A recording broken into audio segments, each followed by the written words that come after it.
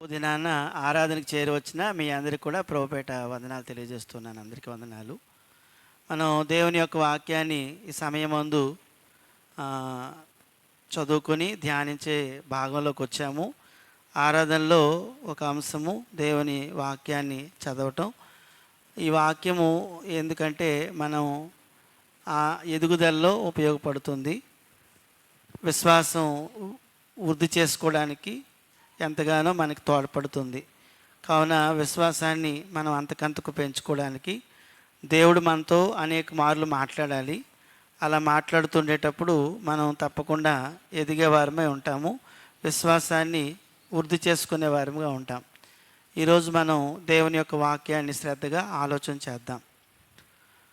ఈరోజు మనం చెప్పుకోబోతున్న అంశం ఏమిటంటే, మనం ఆత్మీయంగా భూమి మీద జీవిస్తున్నాము, ఆత్మ సంబంధంగా మనం బ్రతుకుతున్నాము. ఇలాగ ఆత్మ సంబంధంగా మనం బ్రతకాలనేది దేవుని యొక్క కోరిక ఉంది. అయితే మనం ఆత్మ సంబంధంగా బాగా ఎదగాలి, ఆత్మీయంగా మనం పెద్దవారం అవ్వాలి, ఆత్మీయంగా మనం పరిణితి చెందాలి, వర్ధిల్లాలి, వృద్ధి చెందాలి. అంటే ఇక్కడ ఎవరైనా ఒకవేళ ఏదైనా ఒక పనిని ప్రారంభించినప్పుడు, లేకపోతే ఏదైనా ఒక చిన్న వ్యాపారాన్ని ప్రారంభించినప్పుడు వారు మొదట చిన్నగా ప్రారంభిస్తారు, తర్వాత దాన్ని అభివృద్ధి చేసుకోవడానికి ఎంతో కష్టపడతారు. వారు ఎప్పుడు ఏమనుకుంటారంటే, నేను బాగా ఈ వ్యాపారంలోని వృద్ధి చెందాలనుకుంటారు.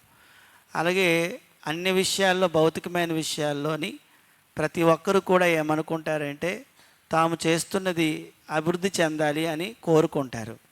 అలాగే ఇక్కడ కూడా మనం చూసినట్లయితే భూమి మీద దేవుడు ఎన్నో వాటిని సృష్టించాడు. సృష్టించిన ప్రతిదీ కూడా ఎదిగేటట్లుగా చేశాడు. అతడు సృష్టిలోని ఏది కూడా ఎదగకుండా ఉండిపోదు. ఒక చిన్న విత్తనాన్ని మనం వేసామనుకోండి, అది చిన్న మొలక వస్తుంది, ఆ మొలక చిన్న మొక్కగా మారుతుంది, అది పెద్ద చెట్టు అవుతుంది.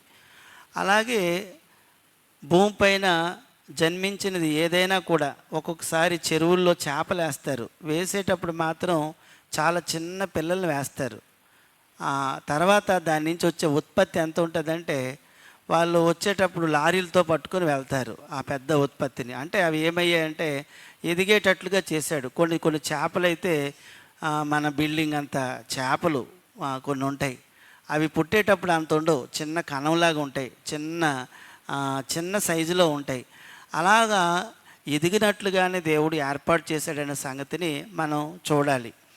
అలాగే మనం చూసినట్లయితే మన ముందు ఉన్న చిన్న పిల్లలు, శిశువులు ఉన్నారు. వాళ్ళు అలాగా ఎదుగుతూ ఉంటారు. 5 సంవత్సరాలు పోతే ఒకలాగా ఉంటారు, 10 సంవత్సరాలు పోతే ఒకలాగా ఉంటారు, ఒక 20 సంవత్సరాలు అయినప్పుడు ఒకలాగా ఉంటారు. అలాగా ఎదిగేటట్లుగానే దేవుడు చేశాడనే సంగతిని మనం గుర్తించాలి. అయితే మనం నేర్చుకుంటున్న సంగతి ఏమిటంటే, దేవునికి పుట్టిన పిల్లలు కూడా ఆత్మీయంగా పెరగాలనేది దేవుని సంకల్పం. మనం నేర్చుకుంటున్న పాఠం ఏంటంటే ఆత్మీయ పెరుగుదల. పెరుగుదల అంటే అందరికి ఇష్టమే. పెరగటం అంటే ఒక మొక్క వేసుకున్న ఏదైనా పెరగాలి అని కోరుకుంటాం. దాన్ని స్పిరిచువల్ గ్రోత్ అన్నాడు.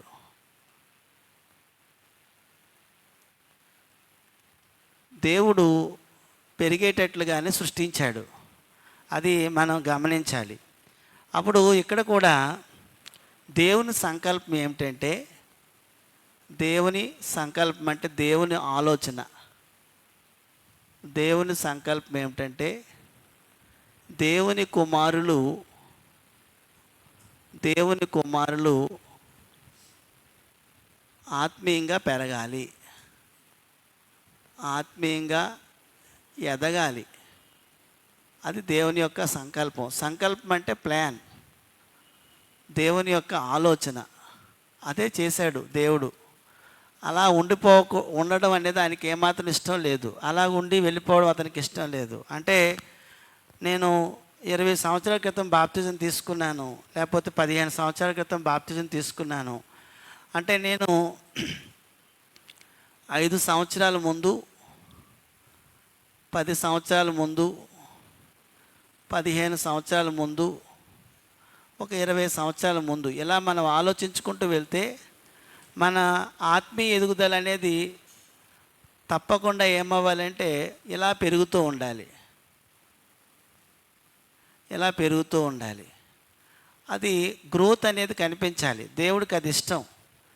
మనం ఆత్మీయంగా రోజు రోజుకి పెరుగుతూ ఉండాలి, మన గుణాలు అభివృద్ధి చెందుతూ ఉండాలి. అది దేవుడి యొక్క సంకల్పమై ఉంది. కాబట్టి దేవుని కుమారులు ఆత్మీయంగా పెరగాలి.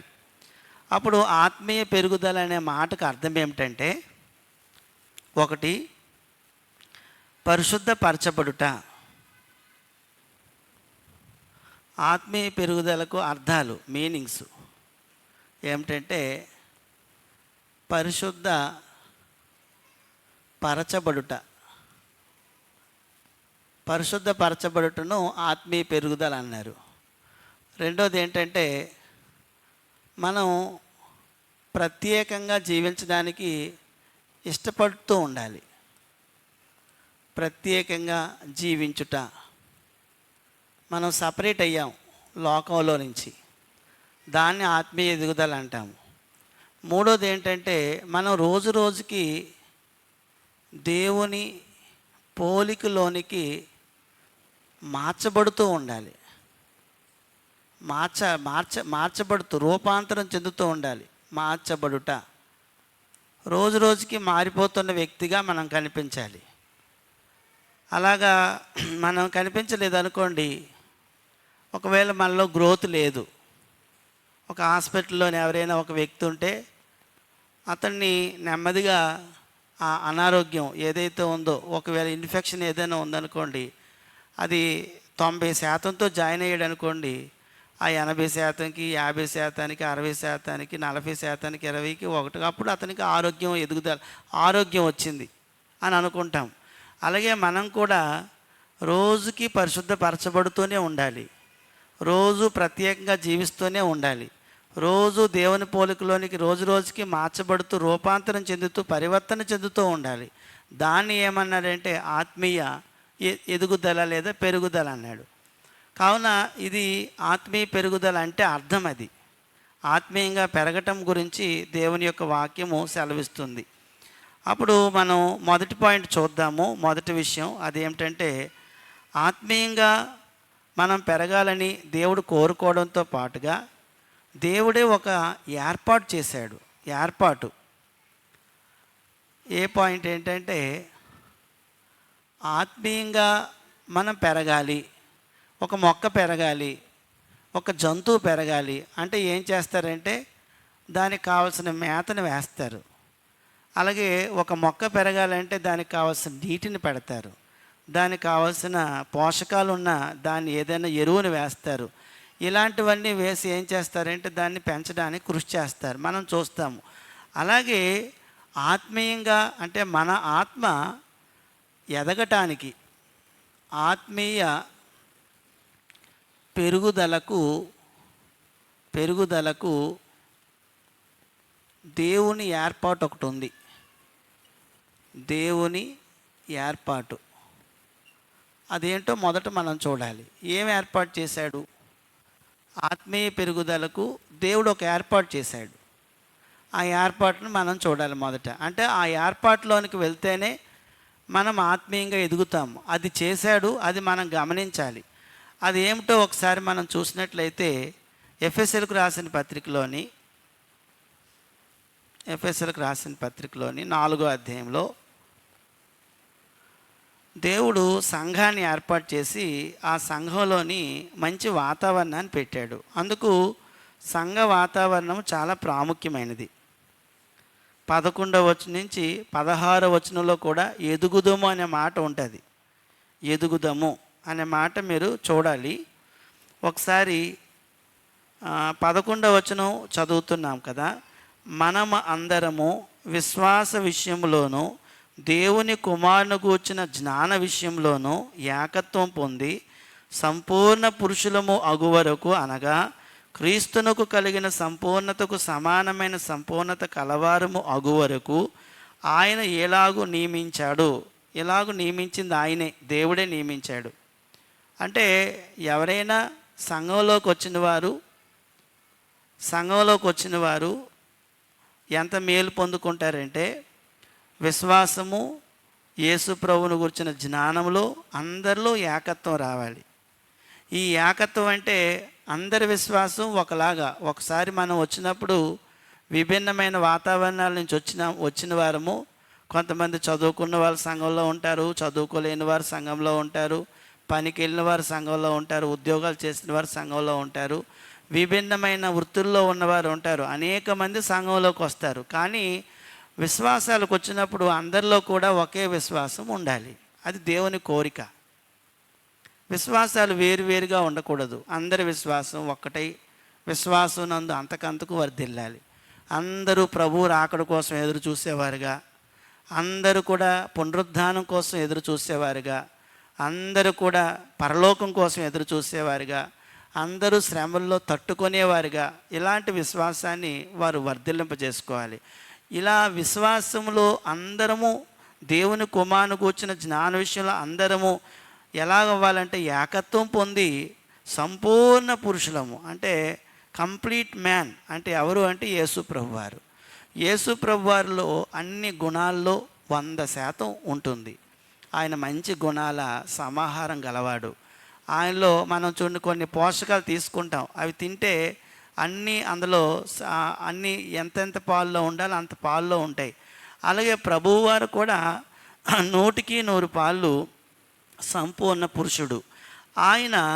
మనము కూడా ఆయనంత వ్యక్తిత్వాన్ని సంపాదించుకోవడం కోసం ఆత్మీయతలోని మనందరము చాలామంది అనుకోవచ్చు, ఎవరైనా చూడండి, వారు అన్నదమ్ములు ఉన్నారనుకోండి, ఒక ఆయన ఇల్లు కట్టుకున్నాడు అనుకోండి, మరొక ఆయన అనుకుంటాడు నేను మా అన్నయ్యలాగా ఇల్లు కట్టుకోవాలనుకుంటాడు. ఆయన ఇంకా మంచిగా కట్టుకున్నాడు అనుకోండి, మా అన్నయ్యలాగా నేను కూడా మంచిగా ఇల్లు కట్టుకోవాలనుకుంటాడు. ఏదైనా వస్తువు కొనుక్కున్నాను అనుకోండి, మా చెల్లిలాగా నేను ఒక వస్తువు కొనుక్కోవాలనుకుంటాడు. ఏదైనా చదివించుకున్నాను అనుకోండి, ఇంకా మంచి స్కూల్లో మా పిల్లల్ని చదివించుకోవాలనుకుంటారు. ఈ విషయంలో వృద్ధి చెందటానికి, డెవలప్ అవటానికి అందరూ ప్రయత్నం చేస్తారు.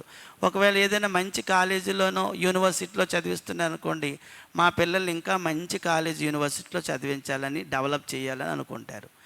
ఓకే, అది అలాగ అనుకుంటాం కదా. అలాగే సంఘంలోకి వచ్చిన తర్వాత కూడా మనము సంఘ వాతావరణంలోని ప్రభువు వారి అంత ఉన్నత వ్యక్తిత్వాలు పెంచుకునే వ్యక్తులుగా మనం మారవలసిన వారమై ఉన్నాము.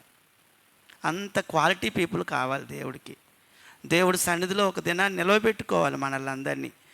ఆయన సన్నిధిలో మనం నిలబెట్టుకోబోతున్నప్పుడు ముందుగానే దేవుడు చేసిన గొప్ప ఏర్పాటు ఏమిటంటే, నీవు నేను కూడా సంపూర్ణ పురుషులముగా అవటానికి సంఘ వాతావరణాన్ని దేవుడు అనుగ్రహించాడు. అది ఆత్మీయ పెరుగుదలలో దేవుని యొక్క ఏర్పాటు. అప్పుడు 12వ వచనం మనం చదివాము. 13వ వచనం చదివితే, పరిశుద్ధులు విశ్వాసులు సంపూర్ణులగునట్లు సంఘము క్షేమాభివృద్ధి చెందుట. క్రీస్తు శరీరం అంటే సంఘము, పరిశుద్ధులంటే విశ్వాసులు సంపూర్ణులు అవ్వాలి అంటే ఎదగాలి. ఏ విశ్వాస కూడా ఎదగకుండా చచ్చిపోకూడదు. చాలామంది అంటారు కదా, నేను ఏదైనా సాధించి చచ్చిపోవాలంటారు. అవును, నువ్వు భౌతికంగా ఏదైనా ఒక ఉద్యోగాన్నో వ్యాపారాన్నో దేన్నో పెట్టుకొని గొప్పగా సాధించాలని నీకు ఎలాగైతే కోరుకుందో, అలాగే నువ్వు కూడా ఒకటి సాధించి చనిపోవాలి. ఏంటంటే, నేను ఎలాగైనా చర్చికి వెళ్ళాను, చర్చిలోకి వెళ్ళిన తర్వాత కొన్నైనా గుణాలు మంచివి సంపాదించుకొని చచ్చిపోవాలనుకోవాలి తప్ప పాచిపోయిన గుణాలతోనే ఉండిపోయి ఆ పాచి వాసనతో చచ్చిపోకూడదు. మనం పాచిపోయిన వాటిని ఏం చేస్తారు? కూరలే వాటిని. మరి పాచిపోయిన వ్యక్తులు పరలోకంలోకి ఎలా వెళ్తారు? పాచిపోయిన వారు, వాసన కొట్టిన వారు పరలోకానికి ఎలా వెళ్తారు చెప్పండి? నువ్వు చేసే పనులు పాచి వాసన వేయకూడదు. మనం ఎంతో ఉన్నత వ్యక్తిత్వాలు గల పౌరులము. మన మామూలు వారం కాదు. మనం దేవుని ఎదుట నిలబడడానికి సిద్ధపడుతున్న జనాంగం. దేవుని ఎదుటకు రావడానికి పూర్వకాలం ఇశ్రాయేలు జనాంగం భయపడిపోయారు. ఎందుకంటే దేవుని ఎదుటికి వెళ్తే ఆయన దహించు అగ్ని కాల్చేస్తాడు. కొద్దిగైనా పాచి వాసన కనపడకూడదు. వాసన కొడితే వెంటనే మనం తినలేము ఆ పదార్థాన్ని. ఇష్టపడలేము, వాంతి అయిపోతుంది, తింటే కడుపు నొప్పి వస్తుంది, ప్రమాదం జరుగుతుంది. ఏమంటే మరి దేవుడు కోరుకుంటున్న ప్రజలు దేవుడికి ఎలాంటి వారు కావాలంటే ఎంతో ఉన్నతులుగా కావాలి. అలాంటి వారిని తయారు చేసుకోవడానికి ఒక కార్ఖానాగా, ఒక ఒక కర్మాగారంగా భూమి మీద ఈ ప్రభు సంఘాన్ని ఏర్పాటు చేశాడు దేవుడు. అందుకోసం ఉంది. ఇక్కడికి వచ్చిన వారు ఎందుకు వస్తున్నారు, ఏం పని మీద వస్తున్నారు అంటే వ్యక్తిత్వాలను మార్చుకోవడానికి వస్తున్నారు, స్వరూప స్వభావాన్ని మార్చుకోవడానికి వస్తున్నారు, పరివర్తన చెందడానికి వస్తున్నారు, పరమ తండ్రికి ఇష్టమైన బిడ్డలుగా తయారు చేయబడడానికి వస్తున్నారు. ఇప్పుడు మనం బంగారం షాపులోకి వెళ్ళాము, ఎందుకు కొన్ని మోడల్స్ని మనం ఇష్టపడతామంటే అదేదో అందంగా మనకు కనిపిస్తుంది. మనం అందంగా కనిపించాలి దేవుడికి. రేపొద్దున అందం అంటే పౌడర్ రాసుకొని, బొట్లు పెట్టుకొని, లేకపోతే బట్టలు వేసుకొని ఇంకేదో కాదు, మనం ఆత్మలో అందంగా ఉండాలి. అందుకే సామెతల గ్రంథకర్త 31వ అధ్యాయంలోని ఆడవాళ్ళకు అందం ఏంటని చెప్పాడు. 31వ అధ్యాయంలో ఒక మాట చెప్పాడు చూడండి, చివరి మాట, అందము మోసం, శరీరము, ఇవంతా కూడా చెప్తున్నాడు. చదవండి, అది 31 చివరి వచనం, 31వ అధ్యాయం చదివాను. అందము మోసకరము, సౌందర్యము వ్యర్థము అన్నాడు. యెహోవా యందు భయభక్తులు కలిగి ఏ స్త్రీ అయితే నడుచుకుంటుందో ఆమె అందగత్తే, అంతే.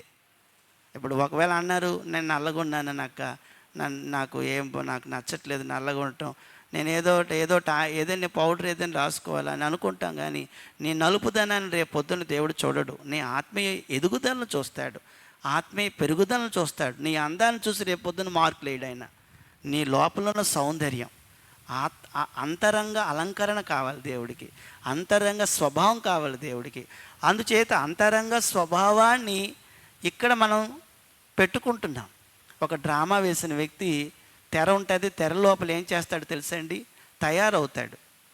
అతను ఏ క్యారెక్టర్ అయితే వెయ్యాలో ఆ క్యారెక్టర్కి తగ్గట్టుగా మేసాలు పెట్టుకుంటాడు, కిరీటం పెట్టుకుంటాడు, రాజులాగా అయితే రాజులాగా తయారవుతాడు, సైనికుల్లాగా అయితే సైనికుల క్యారెక్టర్ని ఇలా చూడగానే బయటకు రాగానే ఇతను సైనికుడని మనం అనుకుంటాం, ఇతను రాజు అని అనుకుంటాం. దేన్ని బట్టి? అతడు వేసుకున్న వేషాన్ని బట్టి. అలాగే ఈ భూమి మీద తయారయ్యే ఒక రంగస్థలం ఏదంటే సంఘం. అది ఒక గొప్ప సౌందర్యాన్ని పెంచుకునే స్థలం. ఇక్కడ మాత్రమే మనం తయారవుతాం. అంతరంగ అలంకరణ చేసుకోవడానికి మనం వస్తున్నాం. అంతరంగ స్వభావాన్ని, అక్షయమైన అలంకరణను ధరించుకోవటానికి ఇక్కడికి వస్తున్నాం. కాబట్టి ఇక్కడికి వచ్చిన వారు నష్టపోరు, స్వభావాన్ని మార్చుకుంటారు. దాన్నే ఆత్మీయ ఎదుగుదల అంటున్నాం. అందుచేత క్రీస్తు శరీరము క్షేమాభివృద్ధి చెందాలి అంటే ఏంటంటే విశ్వాసులు సంపూర్ణులు అవటమే క్షేమాభివృద్ధి. నువ్వు మామూలుగా వచ్చి 10 సంవత్సరాలైనా కొంటి బుద్ధులు చూపిస్తూ ఉంటే నీ వల్ల క్షేమాభివృద్ధి కాదు, శరీరం క్షేమాభివృద్ధి చెందటం లేదు. ఒకవేళ ఒక పెద్ద ఆయన చిన్న పనులు, కొంటి పనులు చేస్తే, ఏమయ్యా పెరిగావా, బుద్ధి పెరగలేదేంటి అని గసురుతాం. అలాగే దేవుడు రేపొద్దున ఆయన సన్నిధిలోకి వెళ్తే మన అంతరంగంలో ఉన్న గుణాలను కౌంట్ చేస్తాడు ఆయన. అదే ఆత్మీయ పెరుగుదల, ఆత్మీయ ఎదుగుదల. ఈరోజు ఆత్మీయ పెరుగుదల కొరకు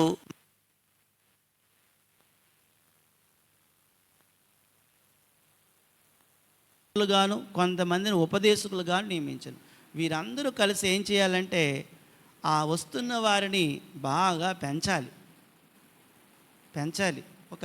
ఒక బ్యాంకులోకి వెళ్ళామనుకోండి, ఒక మేనేజర్ ఒక్కడే ఉంటాడా?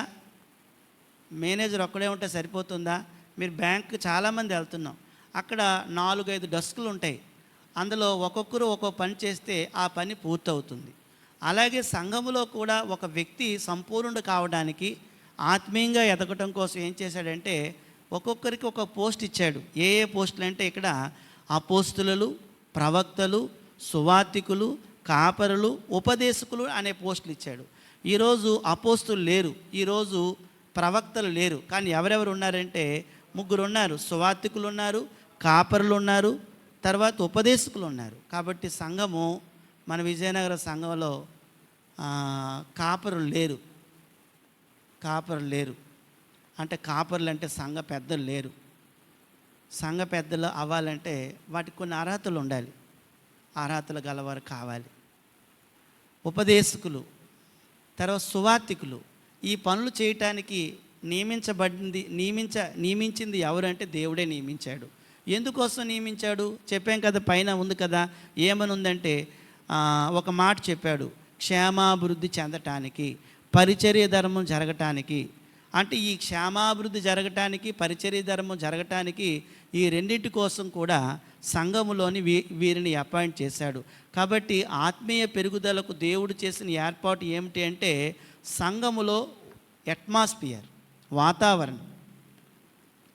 సంఘములో వాతావరణం, ఈ వాతావరణం చాలా మంచిది. ఈ వాతావరణం కావాలి, ఈ వాతావరణం మంచిదై ఉండాలి. అది మంచిది, సంఘంలో వాతావరణం మంచిది. ఎఫెసీయులకు రాసిన పత్రిక 4వ అధ్యాయము 11-16. ఒకవేళ మనం ఇక్కడ పేర్లు చదువుకున్నాం కదా, ఎవరెవరి పేర్లు అంటే ఒకటి అపోస్తులలు,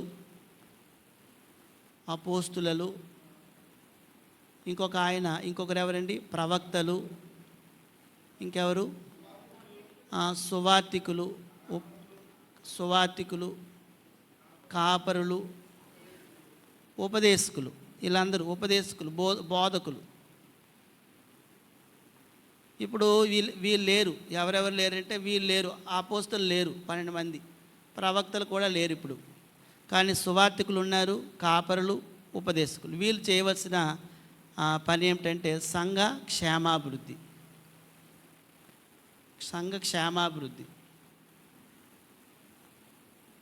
ఇంకా ఏమిటంటే పరిచర్య ధర్మం జరిగించుట.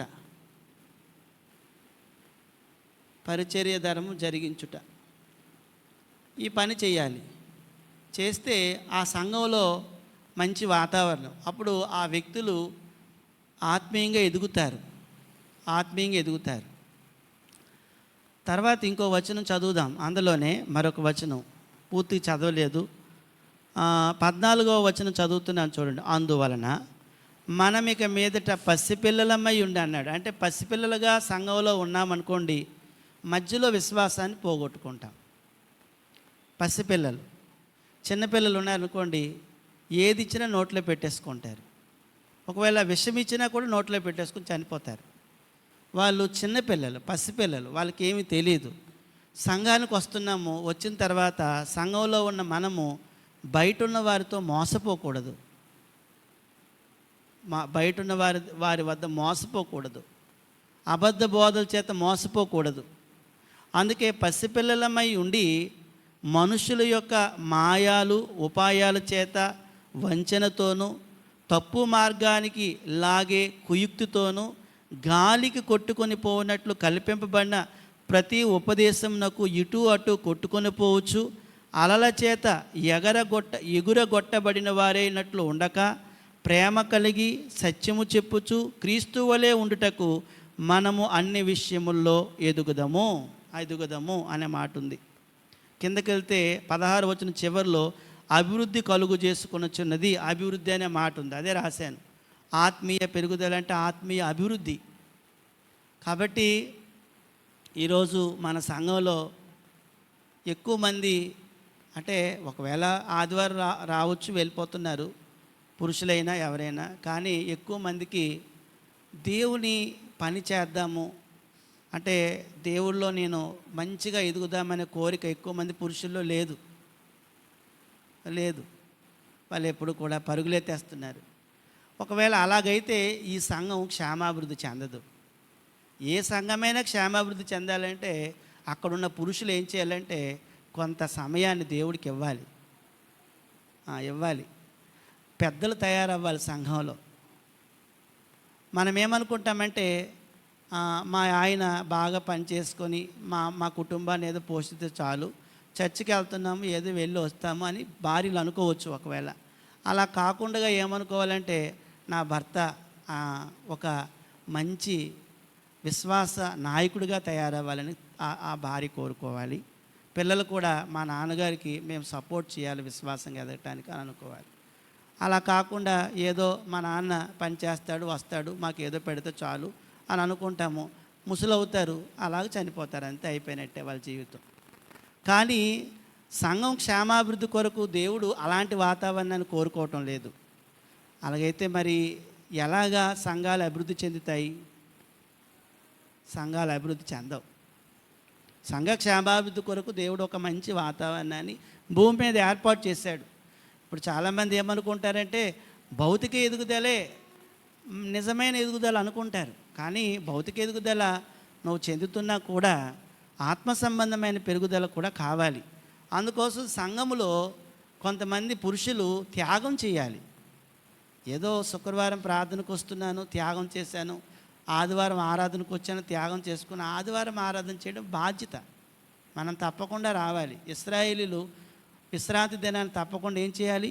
ఆచరించాలి. వాళ్ళు ఇశ్రాయేల్ అంటే తప్పకుండా వెళ్ళాలి అంతే. నేను వెళ్ళనంటే రాళ్ళతో కొట్టి చంపేవారు అంతే, ఇంకేం లేదు. అప్పుడైతే వెళ్ళకుండా ఎవరైనా మానేశారనుకోండి, ఇంకేదైనా పనిలోకి వెళ్ళిపోయారనుకోండి, వాళ్ళని అక్కడే రాళ్ళతో కొట్టి చంపేసేవారు. కాబట్టి అది వాళ్ళకి ఇవ్వబడిన ముఖ్యమైన ఆజ్ఞలో ఒక ఆజ్ఞ, విశ్రాంతి దినాన్ని ఆచరించటం. ఆదివారం నాడు తప్పకుండా మనం ఎక్కడున్నా, ఏ ప్రాంతంలో ఉన్నా దేవుణ్ణి ఆరాధన చేసుకోవటం మన బాధ్యత. రెండోది ఏంటంటే, మిగతా కార్యక్రమాలు ఏవైనా జరుగుతున్నాయంటే అది సంఘ క్షేమాభివృద్ధి చేసుకునే కార్యక్రమాలు. అది క్షేమాభివృద్ధి కొరకు. అప్పుడు పురుషులు తప్పకుండా అందులో ఉండి ఆ క్షేమాభివృద్ధిలో వారి వంతు కృషి చేయాలి. సంఘ పెద్దలు తయారయ్యే సంఘముగా ఏర్పడాలి. ఎందుకంటే తనకు తానుగా క్షేమాభివృద్ధి కలుగు చేసుకోవాలి శరీరం. అందుచేత ఇక్కడ సంఘములో సువార్థికులు, సంఘములో కాపరులు, సంఘములో ఉపదేశకులు ఉండి దేవుడు ఏదైతే ఏర్పాటు చేశాడో ఆ ఆత్మీయ పెరుగుదలకు, ఆ ఏర్పాటు చేసిన ఆత్మీయ పెరుగుదలకు ఏర్పాటు చేసిన ఈ వాతావరణంలో వీరందరూ మంచి పాత్ర పోషిస్తూ ఉంటే అక్కడికి వచ్చిన వారందరూ ఆత్మీయంగా ఎదుగుతారు, ఆత్మీయంగా పెరుగుతారు. ఒకవేళ మనలోనే, మన పురుషుల్లోనే లేకపోతే స్త్రీల్లోనే మనకు మనమే మామూలుగాను ఎవరు ఎదగట్లేదు అనుకోండి, ఎదిగే వాళ్ళు ఎవరు అవుతారైతే అప్పుడు? ఎవరు అది తెనాలి రామలింగడి కథలాగా అయిపోతుంది అంతే. అందరూ నీళ్ళే పోసేస్తారు, పాలు పోసిన వాళ్ళు ఎవరు ఉండరు. అందుచేత ఎవరు ఎదగకుండానే మనం ఈ భూమిని విడిచిపెట్టి వెళ్ళిపోతాం. దేవుడి కోరిక అయితే మాత్రం అది కానే కాదు. అతని ఉద్దేశం ఏమిటంటే, సంఘాన్ని భూమి మీద నేను ఏర్పాటు చేశాను, అందులో ఈ వాతావరణాన్ని ఏర్పాటు చేశాను, ఈ వాతావరణంలో ఈ వ్యక్తులను నేను నియమించాను. ఈ వ్యక్తులు ఏం చేస్తూ ఉంటారంటే ఆ క్రీస్తుకు కలిగిన సంపూర్ణతకు సమానమైన సంపూర్ణతను సంపాదించడానికి వచ్చిన వారు అందరితో పాటుగా వారు కృషి చేస్తూ శరీరానికి క్షేమాభివృద్ధి కలుగు చేసుకోవాలి. ఆ పనిలో ఉండాలి, ఆ పనిలో నిమగ్నం అవ్వాలి. భౌతిక పని ఎంత ముఖ్యమైందో ఆత్మీయ ఎదుగుదల కూడా అంతే ముఖ్యమైందండి. ఒకవేళ మరణించిన తర్వాత మనం వెళ్ళవలసిన చోటుకి మనం వెళ్ళిపోతాం. అలాగైతే అందుకు ఇక్కడ సిద్ధపాటు అవుతున్నాం, ఇక్కడ రెడీ అవుతున్నాం. ఈ స్థలము సిద్ధపాటు అయ్యే గొప్ప స్థలం. ఈ స్థలంలో మంచి వాతావరణాన్ని దేవుడు ఏర్పాటు చేశాడు. అందుకే సంఘాన్ని హత్తుకొని ఉండాలి. ఏ కుటుంబం అయినా, ఏ వ్యక్తి అయినా సంఘానికి వేరుగా ఉండి మా ఒక్కరమే ఎదిగేస్తాము, మా ఇంట్లో మేము ప్రార్థన చేసేసుకుంటాము, లేకపోతే ఎక్కడైనా చేసేసుకుంటాం, పర్వాలేదు, ఎవరినైనా తీసుకొచ్చేసుకుంటాం, మా ఇంటికాడ ప్రార్థన పెట్టేసుకుంటాం అంటే అలాంటి పద్ధతులను ఏవి దేవుడు పెట్టినట్లుగా బైబిల్లో కనిపించదు. నువ్వు వెళ్ళాలి, నీ భార్య వెళ్ళాలి, నీ పిల్లలు వెళ్ళాలి, నువ్వు కూడా అందులో ఒక పాత్ర పోషించాలి. ఎందులో పాత్ర పోషించాలంటే ఎదుగుదలలో పాత్ర పోషించాలి. ఆత్మీయ ఎదుగుదల కొరకు, ఆత్మీయ పెరుగుదల కొరకు నువ్వు పెరుగుతూ ఉంటూ ఇంకొక వ్యక్తిని పెరిగేటట్లుగా చేసే బాధ్యత నీదై ఉంది. అలాగా చేస్తే అప్పుడు మనం పురుషులు సంపూర్ణముగా అవుతాము, వాళ్ళు కూడా సంపూర్ణులు అవుతారు. ఈ ఏర్పాటుని ఎవరు చేశారంటే దేవుడే చేశాడు. అందుకే అన్నాడు కదా, ఎదుగుదము అన్నాడు. అందరూ ఎదగాలి, అందరూ ఎదుగుదము. ఇంకో మాట అన్నాడు, అభివృద్ధి కలుగు చేసుకొనుచున్నది, క్షేమాభివృద్ధి కలుగునట్లు శరీరమునకు అభివృద్ధి కలుగు చేసుకొనుచున్నదని 16వ వచనంలో చెప్పాడు.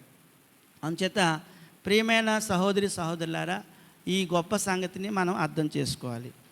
కొత్త నిబంధనలోని యేసు ప్రభు వారు చేసిన బోధలో ఒక గొప్ప బోధ ఏంటంటే, ఒక ఉపమానం చెప్పారు ఆయన. ద్రాక్షావల్లిని నేను అంటే, ద్రాక్షావల్లి ఇది అనుకుంటే, ద్రాక్షావల్లి ఇలాగ ఉంటే, ఒకవేళ ఈ ద్రాక్షావల్లికి ఎన్నో తీగలు ఉంటాయి, ఎన్నో తీగలు ఉంటాయి. ఈ ద్రాక్షావళికి తీగలకి ఉన్న సంబంధాన్ని, ఒకవేళ దీన్ని నేను మామూలుగా వల్లి అని రాస్తున్నాను. వల్లి ఇది తీగె. వల్లి యేసుక్రీస్తు ప్రభువారు, తీగ సంఘ సభ్యుడు విశ్వాసి. వల్లి ఎవరంటే క్రీస్తు. ఈ విషయాన్ని యోహాను సువార్త 15వ అధ్యాయము, ఇది కూడా దీనికోసమే చెప్పాడు. యోహాను సువార్త 15వ అధ్యాయము 4-6 వచనాల్లో చెప్పాడు ఈ విషయాన్ని. ఇది కూడా ఆత్మీయ ఎదుగుదల గురించే మాట్లాడిన మాటే. ఆత్మీయంగా ఒక వ్యక్తి పెరగాలంటే ప్రతిరోజు కూడా యేసుక్రీస్తుతో కనెక్ట్ అయి ఉండాలి.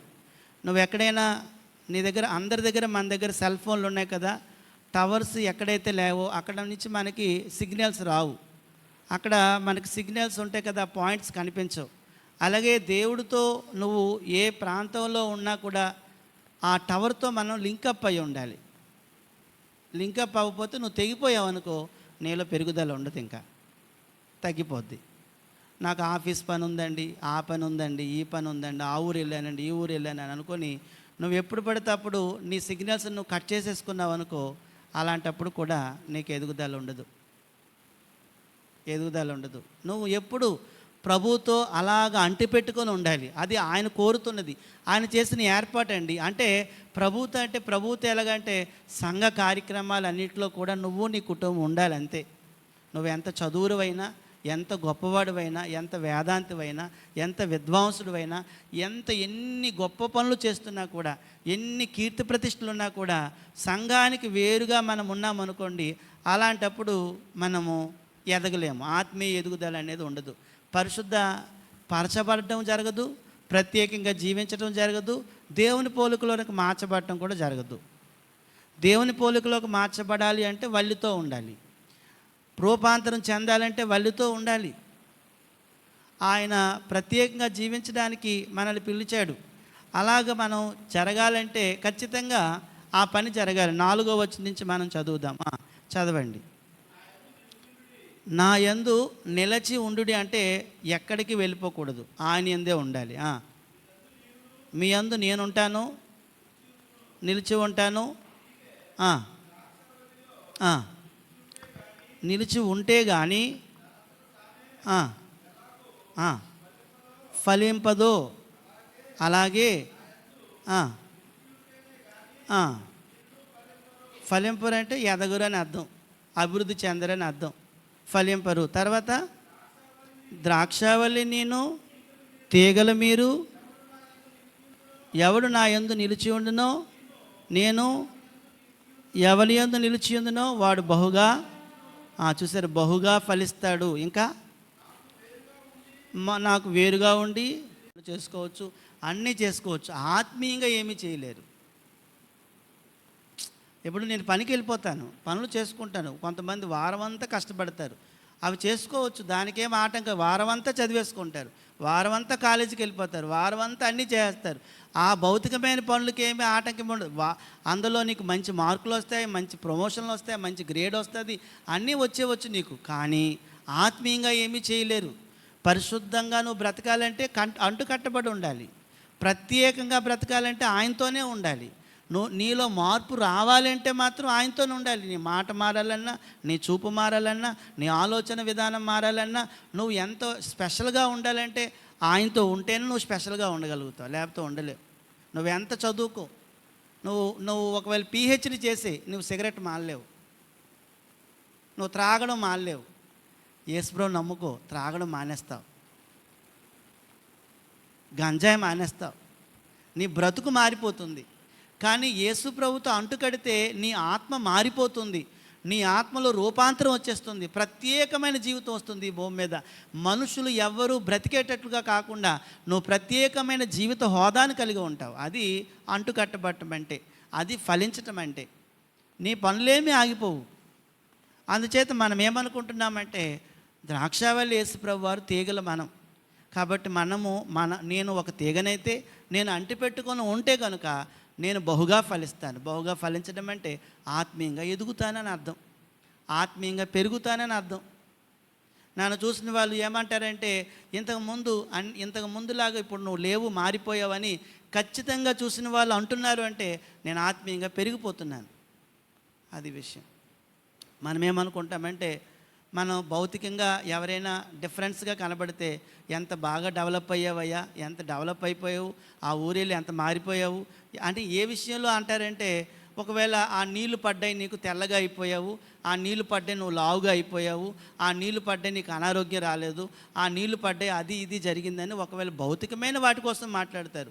నేను అబద్ధం మానేశాను యేసుప్రభు దగ్గరికి వచ్చి, మోసం మానేశాను యేసుప్రభు దగ్గరికి వచ్చి, వేలాకోలాలు మానేశాను యేసుప్రభు దగ్గరికి వచ్చి, సినిమాలు మానేశాను యేసుప్రభు దగ్గరికి వచ్చి, నాటకాలు వేయడం మానేశాను యేసుప్రభు దగ్గరికి వచ్చి, వేషధారణ మానేశాను యేసుప్రభు దగ్గరికి వచ్చి అని ఎవరైనా చెప్పగలుగుతున్నారంటే అదిగో అంటు కట్టబడి ఉన్నాను నేను, తీగగా ఉన్నాను నేను, ఎదుగుతూ ఉన్నాను నేను, ఆత్మీయ పెరుగుదలతో ఉన్నాను నేను. ఆ విషయాన్ని ఇక్కడ యేసుప్రభు వారు చెప్తున్నారు.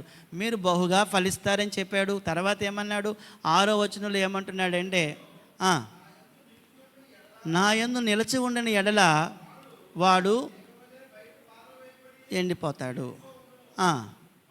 అట్టి వాటిని పోగు చేస్తారు,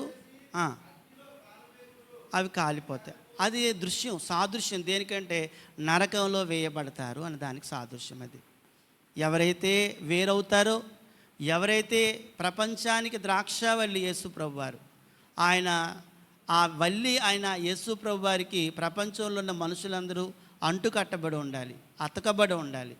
లేని వారందరూ కూడా నశించిపోతారు, కాలిపోతారు, ఎండిపోతారు. కాబట్టి ఇక్కడ సంఘములోని, క్రీస్తులోని మంచి వాతావరణాన్ని దేవుడు ఏర్పాటు చేసినట్లుగా మనం చూస్తున్నాం.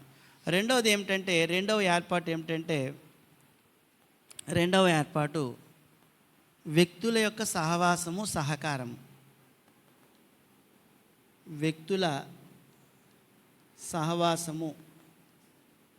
సహవాసం, ఫెలోషిప్, కోఆపరేషన్, సహకారం, ఇది కూడా దేవుడు ఏర్పాటు చేశాడు.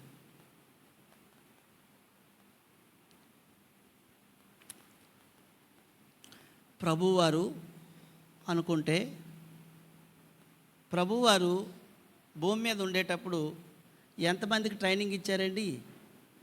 12 మందికి ఇచ్చారు.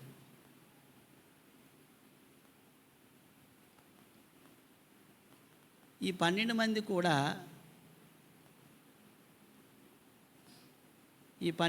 కూడా ఎప్పుడూ కూడా యేసుప్రభుతోనే ఉండేవారు కలిసి. అందరికీ యేసుప్రభుతో సహవాసం ఉంది. అంటే ఎలా అంటే, యేసుప్రభు వారు ఎప్పుడైతే పిలిచారో, యేసుప్రభు వారితో కలిసి వీళ్ళందరూ కూడా ఎప్పుడైతే ప్రారంభించారో ప్రయాణం, ఈ 12 మంది అపోస్తులు,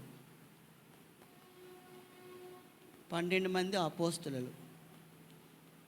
ఇక్కడ గమనించండి ప్రియులారా, 12 మంది రాత్రిపూట ఎక్కడ పడుకునేవారు? యేసుప్రభు పిలిచిన తర్వాత ఎక్కడ పడుకునేవారమ్మా? ప్రభు ఎక్కడ పడుకుంటే అక్కడే. వీళ్ళు ఏం తినేవారు? ప్రభు ఏం తింటే అదే తినేవారు, అంతే. అప్పటి వరకు వ్యాపారాలు చేశారు, బాగా డెవలప్ అయిపోయారు, బాగా వాళ్ళకి తెలుసు. అసలు పేతురు కాదు, యోహాను తమ్ముడు యాకోబులు ఇద్దరు కూడా, యోహానులు ఇద్దరు కూడా ధనవంతులు. కానీ ప్రభు దగ్గరకు వచ్చిన తర్వాత ధోనిలు, వలలు అన్నీ విడిచిపెట్టి తిరుగుతున్నారు. అయితే ఎంతో సహవాసం చేశారు ప్రభుతో, వాళ్ళతో వాళ్ళు సహవాసం చేసుకున్నారు. ఏమండి? సహకారం, ఈ రెండు ఉంటాయి. ఆ సహవాసం, సహకారం అనేది ఎక్కడైతే బాగుంటుందో అక్కడ ఆత్మీయ పెరుగుదల అనేది ఉంటుంది. సహవాసం లేకపోతే ఆత్మీయ పెరుగుదల ఉండదు. ఈ విషయాన్ని ఒక భక్తుడు, యోహాను భక్తుడు చెప్తున్నాడు. 1 యోహాను పత్రిక. అంత అవసరం సహవాసం, సహకారం. 1వ అధ్యాయంలో ఆయన చెప్పిన మాటను మనం చదువుదాం. 1వ అధ్యాయము 3వ వచనం నుంచి, అంతే, అదే. మాతో కూడా, మీకు అంటే ఎవరికి? సంఘ సహోదరులకి. చూచిన దానిని తెలియజేస్తున్నాము. ఆ, ఆ, కూడాను. ఆ, ఆ, ఆ. చూసారండి, వ్రాయిచున్నామని చెప్పి ఇంకా కిందకెళ్తే అన్యోన్య సహవాసం అనే మాట కూడా రాశాడు. కిందన 7వ వచనంలో అన్నాడు, అయితే ఆయన వెలుగులో ఉన్న ప్రకారం మనమును వెలుగులో నడిస్తే మనం అన్యోన్య సహవాసం గలవారమై ఉందుము. అప్పుడు ఆయన కుమారుడైన యేసుకు రక్తము ప్రతి పాపము నుండి మనల్ని పవిత్రులుగా చేస్తుంది. కాబట్టి ఇంకా 5వ వచనంలో అయితే దేవుడు వెలుగై ఉన్నాడు, ఆయన యందు చీకటి ఎంత మాత్రం లేదు, ఆయనతో కూడా సహవాసం గలవారమని చెప్పుకొని చీకట్లో నడిస్తే మనం అబద్ధమాడుచు సత్యమును జరిగించుకుందాము. ఇప్పుడు 3వ వచనం నుంచి సహవాసం సహవాసం సహవాసం అన్నమాట ఎన్నిసార్లు రాశాడు అపోస్తులుడు యోహాను చూడండి అమ్మా. ఎక్కువసార్లు రాశాడు రాయలేదా? అంటే సహవాసం చాలా ప్రాముఖ్యమైనది. ఫెలోషిప్ లేకుండా సహవాసం లేకుండా సహకారం లేకుండా మనం ఆత్మీయంగా ఎదగలేము. ఏం లేదండి, మనం కూడా ఒక స్కూల్కి వెళ్తున్నాడు పిల్లోడు, కాలేజీకి వెళ్తున్నాడు. అసలు కాలేజీలోని అతడు రోజు వెళ్ళి హాజరేయించుకుంటే అతడు కాలేజీలో ఏం జరుగుతుందో అంతా తెలుస్తుంది. ఆ కాలేజీలో చెప్పిన పాఠాలు వింటాడు, పరీక్షలు లాస్ట్లో అవుతాయి, ఆ కాలేజీ వారు పేపర్ ఇస్తారు, రాస్తాడు, మంచి మార్కులు తెచ్చుకొని మంచి సర్టిఫికేట్ పొందుకొని బయటకు వస్తాడు, ఉద్యోగం చేస్తాడు. అలా కాకుండా అప్పుడప్పుడు కాలేజీకి వెళ్తున్నాడు అనుకోండి, అతనికి ఏం తెలియదు, సర్టిఫికేట్ రాదు, జీవితం ఫెయిల్ అయిపోతుంది. ఎంత బాగా దగ్గరగా ఉంటామో అంత వాల్యూ పెరుగుతుంది మనకి. ఎప్పుడు కూడా మనం దూరంగా అయిపోకూడదు. ఇంటి దగ్గరైనా కుటుంబ ప్రార్థన చేసుకోవాలి. అమ్మ నాన్న నేను కూర్చొని జాగ్రత్తగా దేవుడి పాటలు పాడుకొని దేవుడి సన్నిధిలో కూర్చోవాలి, అలవాటు చేసుకోవాలి. ఎలాంటి పరిస్థితుల్లో ఉన్నా, మంచి పరిస్థితుల్లో ఉన్నా, ఒకవేళ భేద పరిస్థితుల్లో ఉన్నా, మన పనులు ఎక్కువైపోతున్నా, ఒత్తిడి ఎక్కువ అవుతున్నా, మనం మాత్రం ఈ సహవాసాన్ని పోగొట్టుకోకూడదు. అమ్మ కూర్చోబెట్టాలి, నాన్న ఒకవేళ పెద్ద ఉద్యోగాల్లోకి వెళ్ళిపోయినా, మంచి ఉద్యోగాల్లోకి వెళ్ళిపోయినా ఆ భార్యను భర్తను కూర్చోబెట్టుకొని, పిల్లలు కూర్చోబెట్టుకొని, ఎంత చదువుకున్నా అది మాత్రం పోగొట్టుకోకూడదు. ఈరోజు సహవాసం లేని కుటుంబాలు, ఇల్లు ఎన్నో ఉన్నాయి. అలాంటి ఇళ్లల్లోని ప్రశాంతత లేదు, నెమ్మది ఉండదు, వాళ్ళు ఎదగలేరు, ఆత్మీయ ఎదుగుదల ఉండదు. ఏమండి, మామూలుగా భౌతిక జ్ఞానం ఉంటే, నాలెడ్జ్ అంటే మామూలుగా ఏదో పుస్తకాలు చదివి సంపాదించుకున్న జ్ఞానం వేరు, దేవుని జ్ఞానం వేరు. దేవుళ్ళు ఎదగటం వేరు, భౌతికమైన ఎదుగుదల వేరు. అందుచేత సహవాసం లేకుండా, ప్రభువుకు దగ్గరగా ఉండకుండా, దేవుడికి దగ్గరగా ఉండకుండా, ఆత్మకు దగ్గరగా ఉండకుండా, సంఘ సహోదరులకు దగ్గరగా ఉండకుండా, వారి సహకారం లేకుండా నువ్వు ఆత్మీయంగా ఎదగలేవు. అందుచేత విశ్వాసులుగా మనమందరం ఒకరితో ఒకరు కలిసిమెలిసి ఉంటూ, ఎక్కడైనా ప్రార్థన జరిగితే అందరం కలిసిమెలిసి వెళ్తూ ఈ సహవాసాన్ని కొనసాగించాలి. మీరు నిర్గమకాండంలో కానీ, సంఖ్యాకాండంలో కానీ, లేకపోతే ఆ కాండాలు అరణ్య ప్రయాణంలో వెళ్ళేటప్పుడు దేవుడు కూడా ఆ 12 గోత్రాల వారికి ఒక్కచోట ఉండమని ఆజ్ఞాపించాడు. ఎక్కడికి వెళ్ళిపోకండి మీరు, అన్యులతో కలవకండి మీరు అని చెప్పాడు. వాళ్ళని కాపాడుకోవడానికి, భద్రపరుచుకోవడానికి. ఒకవేళ వెళ్ళిపోతే వాళ్ళు నష్టపోతారని, ఒకవేళ వెళ్ళినా వాళ్ళు కొన్ని కండిషన్స్ పెట్టి పంపించాడు బయటికి. ఆయన ధర్మశాస్త్రాన్ని ఇచ్చి పంపించాడు బయటికి. మీరు వెళ్తున్నారు, జాగ్రత్త, వాళ్ళు విగ్రహారాధికులు, వారు అన్యులు, వారితో మీరు బియ్యం అందకూడదు, మీరు వాళ్ళు చేసిన విగ్రహారాధన చేయకూడదు, వారు పూజించిన దేవతలకు మీరు మొక్కకూడదని అన్నీ రాసి ఒక పేపర్ మీద రాసి ఇవన్నీ మీరు పాటించండి అని వెళ్ళిపోండి అని అప్పుడు పంపించాడు వారందరినీ కూడాను. ఈ రోజైనా ఈ సహవాసం మనకు అవసరం.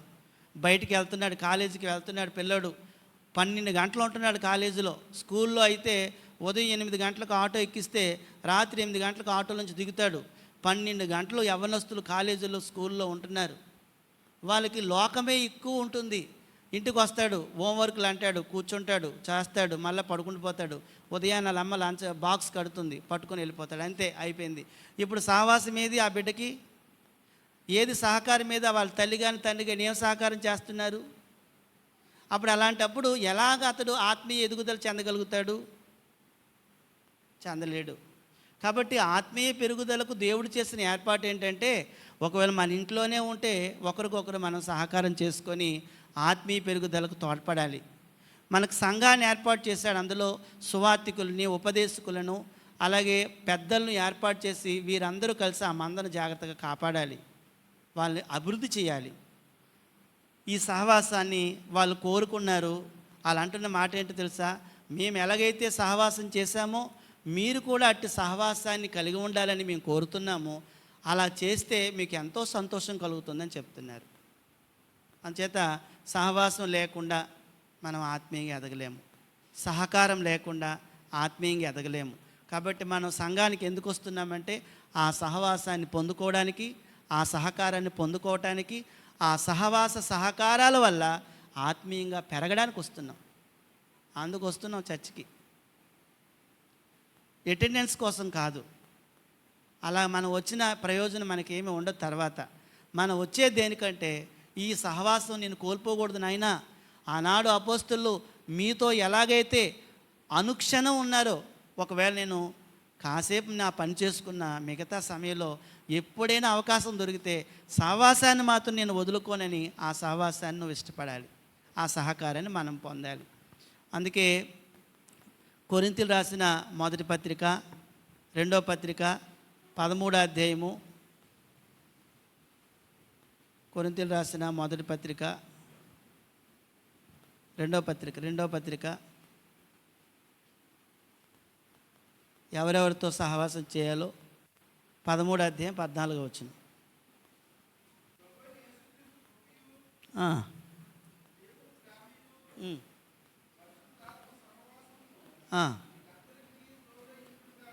ఎప్పుడు తోడుగా ఉండాలని కోరుకోవాలండి. ఇప్పుడు అమ్మ నాకు తోడుగా ఉండమ్మా, నాన్న నాకు తోడుగా అన్న. ఎవరైనా కష్టంలో ఉండేటప్పుడు, ఏదైనా కొత్త పరిస్థితుల్లోకి వెళ్ళేటప్పుడు తోడుగా ఉండాలి, కోరుకుంటాం. అయితే ఇక్కడ విషయం ఏమిటంటే ఈ లోకంలో బ్రతుకుతున్నాం మనం. చాలా భయంకరమైన లోకం. రోజు రోజుకి ఎన్నో సంఘటనలు చూస్తున్నాం, భయంకరమైన సంగతులు. ఇలాంటి ఈ లోకంలో బ్రతకడానికి మనం ప్రతిరోజు చేసుకోవాల్సిన ప్రార్థన ఏంటంటే, తండ్రి, కుమారుడు, పరిశుద్ధాత్ముడితో నాకు ఎప్పుడూ మీరు తోడుగా ఉండాలని ప్రార్థన చేసుకోవాలి. మనకు ఎప్పుడూ తోడుగా ఉండాలి, ఎల్లప్పుడూ తోడుగా ఉండాలి, ఉన్నంతకాలం తోడుగా ఉండాలి, ఉన్నంతకాలం తోడుగా ఉండాలి. కాబట్టి ఎవరెవరితోనంటే తండ్రి సహవాసం ఉండాలి, సహకారం ఉండాలి. కుమారుడు సహవాసం కావాలి, సహకారం కావాలి. పరిశుద్ధాత్ముడు సహవాసం కావాలి, సహకారం కావాలి. ఇంకా ఎవరిదంటే సంఘ సభ్యుల యొక్క సహవాసం, సహకారం రెండూ కావాలండి. ఈ ఈ ఈ సహవాసం ఈ సహవాసం మనకెప్పుడు కావాలి. అలాగైతేనే ఆత్మీయంగా ఎదుగుతాం. తండ్రి మనకు సహకరించాలి. ఆత్మీయంగా ఎదుగుదలలో కుమారుడు మనకు సహకరించాలి, పరిశుద్ధాత్ముడు మనకు సహకరించాలి. ఒకసారి మీరు చూడండి, కొత్తగా సంఘం ఏర్పడిన దినాల్లోని అపోస్తులు ఎలాగా కూడుకునేవారో అపోస్తుల కార్యాల గ్రంథంలో ఉంది. అపోస్తుల కార్యాల గ్రంథము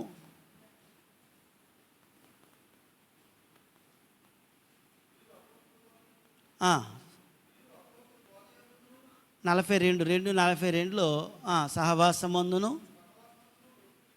ప్రార్థన చేయుట యందును ఎడతెక్క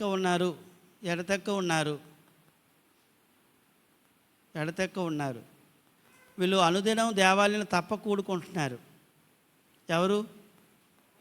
అపోస్తులు. అందరూ అప్పుడు మొదటి శతాబ్దంలో ఉన్నవారు అందరూ అనుదినం కూడుకుంటున్నారు. అది అవసరం. మూడోది ఏంటంటే ఆత్మీయ పెరుగుదల కిందలోని వ్యక్తుల సంఘంలో వాతావరణం మొదటిది, వ్యక్తుల సహవాసం సహకారం రెండవది, మూడోది ఏంటంటే నెంబర్ 3 వాక్యము ఆత్మీయ ఎదుగుదలకు ఉపయోగపడుతుంది.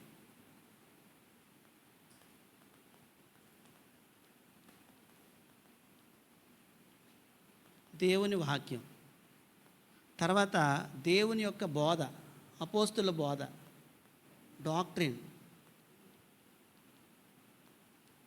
ఈ వాక్యము, ఈ బోధ కూడా ఆత్మీయ ఎదుగుదల కోసం మనకిచ్చాడు. అందుకే అపోస్తుల బోధ మనకి ఎప్పుడు దొరుకుతూ ఉండాలి. అది దొరకకపోతే మనం ఆత్మీయ ఎదుగుదలలో మనం ఎదగలేము. పెరుగుదల అనేది మనకు సరిగ్గా ఉండదు. అందుకే వాక్యాన్ని దేవుడు పాలతో పోల్చాడు, పాలతోనూ ఆహారంతోనూ నీటితోనూ పోల్చెను.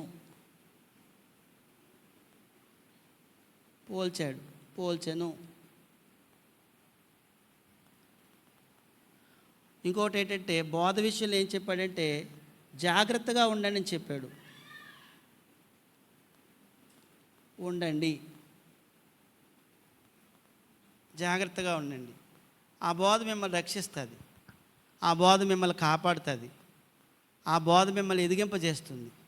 కాబట్టి వాక్యము పెరుగుదలకు చాలా అవసరం. రోమిలకు రాసిన పత్రిక 6వ అధ్యాయంలో, రోమాపత్రిక 6వ అధ్యాయము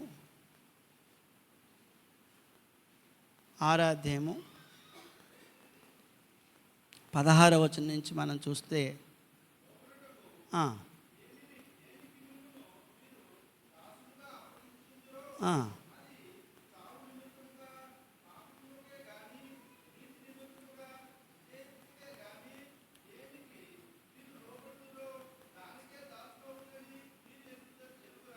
ఎరుగురా అన్నాడు కదా. ఇది బోధకు సంబంధించిన ఇది వాక్యం అండి. అంటే ఎలాగా అంటే దేనికి మిమ్మల్ని మీరు దాసులుగా అప్పగింపబడదురో అంటే ఇక్కడ ఒక వ్యక్తి సంఘంలోకి వచ్చిన తర్వాత సంఘము లోకము రెండు ఉన్నాయి. లోకము వ్యక్తికి బోధిస్తుంది, సంఘం కూడా వ్యక్తికి బోధిస్తుంది. ఇద్దరు కూడా కొంత సమయం మనం లోకంలో ఉంటామని చెప్పుకున్నాం, కొంత సమయం సంఘంలో ఉంటాం. ఒకవేళ లోకంలో ఉన్న బోధకు ఉపదేశానికి ఈ వ్యక్తి లోబడిపోతే అతడు పాపంలో కొనసాగుతాడు. ఇంకా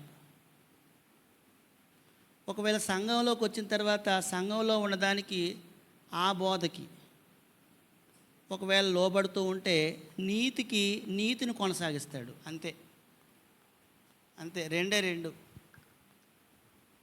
మనం చర్చిలోకి వచ్చిన తర్వాత మళ్ళీ బయటికి వెళ్తాం తప్పకుండాను. ఎంతోమంది మనతో మాట్లాడుతున్నారంటే బోధిస్తున్నారు వాళ్ళు. అప్పుడు మనం కంపేర్ చేసుకోవాలి. ఈ బోధ నేను పాపాలు చేయడానికి ఈ బోధ సహకరిస్తుంది కదా, ఇది వద్దు నాకు, నేను ఇక్కడి నుంచి సంఘానికి వెళ్తున్నాను కాబట్టి ఈ బోధే నాకు కావాలి, ఈ బోధ నేను పట్టుకుంటాను అనుకుంటే అప్పుడు నువ్వు లోకంలో ఉన్నప్పుడు కూడా ఆత్మీయంగా పెరుగుతూ ఉంటావు. వెళ్తావు తప్పకుండా, బోల్డ్ చోట్లకు వెళ్తాం, మనం వెళ్ళకుండా ఉండం. మన బంధువుల దగ్గరికి వెళ్తాము, ఏదైనా ఊరు వెళ్తాము, ఎక్కడికైనా వెళ్తుంటాము. వెళ్ళేటప్పుడు ఎంతోమంది మనతో మాట్లాడుతూ ఉంటారు. కొన్ని సంఘాలు కూడా ఉంటాయి, అక్కడ బోధలు వింటూ ఉంటాము. ఈ వినేటప్పుడు నువ్వు సరిగ్గా దేనికి లోపరుచుకుంటే దాన్ని బట్టే నువ్వు నడుస్తావు. ఒకవేళ లోక బోధ నిన్ను లోబర్చుకుంటే పాపములో కొనసాగుతాము. సంఘంలో వింటున్న బోధకు, దేవుని వాక్యాన్ని రోజు చదువుతున్నావు కదా, ఆ బోధకు నువ్వు లోబడిపోయావా, నీతిమంతుడిగా కొనసాగుతావు. నీతిమంతుడిగా కొనసాగుతున్నావంటే నువ్వు ఆత్మీయంగా పెరుగుతూ ఉన్నావు. అది దేవుని ఏర్పాటు. అందుచేత వాతావరణం ఇచ్చాడు, సహవాసం ఇచ్చాడు, సహకారం ఇచ్చాడు, వాక్యం ఇచ్చాడు, బోధ ఇచ్చాడు. ఇవన్నీ దేనికోసమంటే నేను ఆత్మీయంగా పెరగటం కోసం, ఆత్మీయంగా వర్ధిల్లటం కోసం. అది మొదటి పాయింట్, దేవుని ఏర్పాటు. రెండోది ఏంటంటే ఇప్పుడు దేవుని పిల్లలు చేయవలసింది ఏదో కొన్ని విషయాలు చెప్పాడు. బి పాయింట్,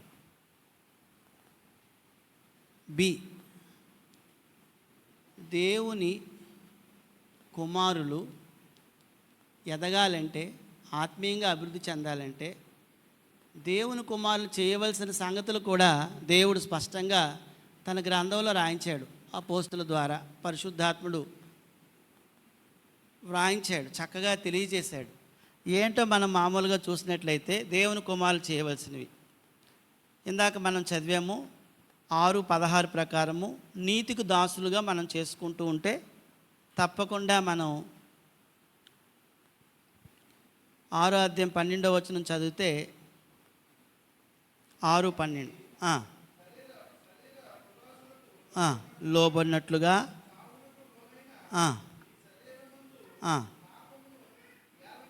అంటే పాపం ఏలుబడి మరి లేకుండా ఉంటేనే ఆత్మీయ ఎదుగుదల అనేది కనబడుతుంది. ఏలనీయొద్దు 13లో మరియు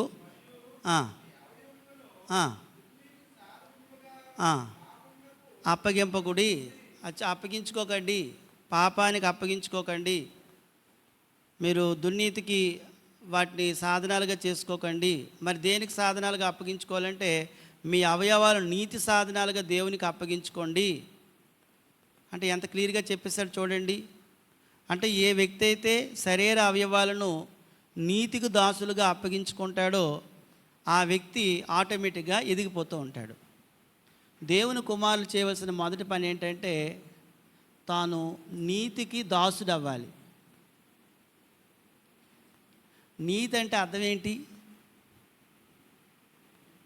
నీతి అంటే ఏది సరైనదో దేవుడు చెప్పాడు అది చేయుట నీతి.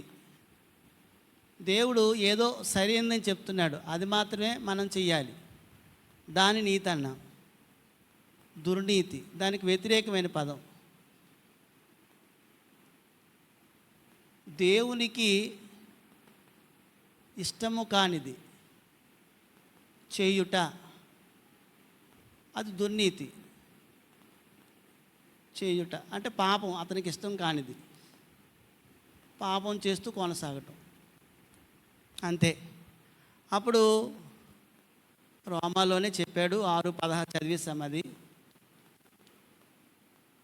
రెండోది మనము శరీరంలో అవయవములను నీతికి దాసులుగా చేసుకుంటే ఈ పని మనం చేస్తే ఆత్మీయంగా ఎదుగుతాం. రోమా 6:12-16 వరకు ఆ విషయం చెప్పాడు. అంటే మనం ఎదగాలంటే ముందు మనకి ఇంతవరకు మనం శరీర అవయవాలతోని దుర్నీతి పనులే చేసాం, దుర్నీతే చేసాం, సంఘంలో చేర్చబడ్డాం, సంఘ వాతావరణంలోకి వచ్చాం. ఇంకా నీతికి దాసులుగా మనం చేసుకుంటున్నాం. అది దేవుని కుమారులు అది చేస్తే ఆటోమేటిక్గా వాళ్ళు ఎదిగిపోతారు. అందుకు పత్రికల్లో కొన్ని మాటలు చెప్పాడు. ఒకటి ఏమిటంటే మనం విసర్జించవలసినవి ధరించుకోవాల్సినవి ఏంటో చెప్పాడు చూడండి.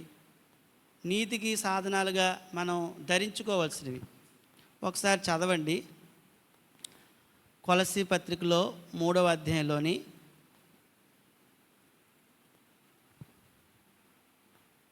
'నా వ్యక్తిత్వంలోని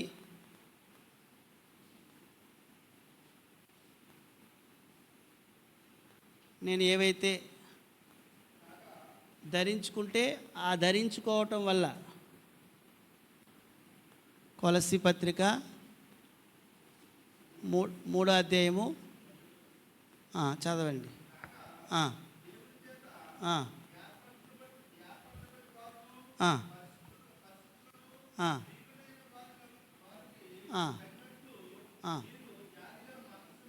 ఆగండి జాలి గల మనస్సు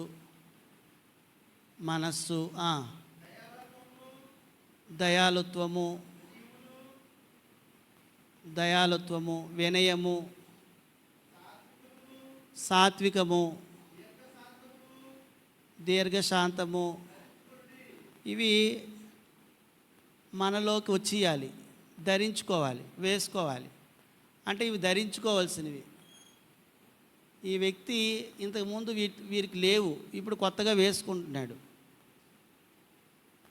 అదేవిధంగా పేతురు రాసిన 2వ పత్రిక 1వ అధ్యాయము 7వ వచనంలో అమర్చుకోవాల్సినవి కొన్ని ఉన్నాయి. భక్తి, ఇంకా ముందు విశ్వాసమునందు సద్గుణమును, చదవండి అదే.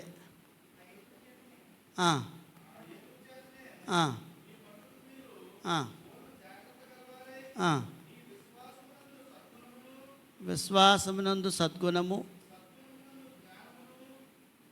సద్గుణమందు జ్ఞానమును, ఆశా నిగ్రహమును, ఆశా నిగ్రహమునందు సహనాన్ని, సహనమునందు భక్తిని, భక్తి యందు సహోదర ప్రేమ, సహోదర ప్రేమ యందు దేవుని ప్రేమను. ఇవి మనలో అమర్చుకోవాలి. చూడండి, అది ఇప్పుడు మనం ఇది ఆత్మీయ ఎదుగుదల. అయితే అంతకుముందు మనం లోకంలో ఉండేటప్పుడు కొన్ని మనం సంపాదించుకుని ఉన్నాయి. అవి కానీ ఒకవేళ మనలో ఉన్నాయనుకోండి, పాత వ్యక్తి ఇతను కొత్త వ్యక్తి, ఇతను పాత వ్యక్తి. పాత వ్యక్తి గురించి ఒకసారి చూసినట్లయితే, పాత వ్యక్తి గురించి కూడా చూద్దాం. పాత స్వభావం గురించి మనం ఆలోచించినట్లయితే చంపవలసిన కొన్ని ఉన్నాయి. కొలస్సీ పత్రిక 3వ అధ్యాయంలో 3-5 వచనాలు.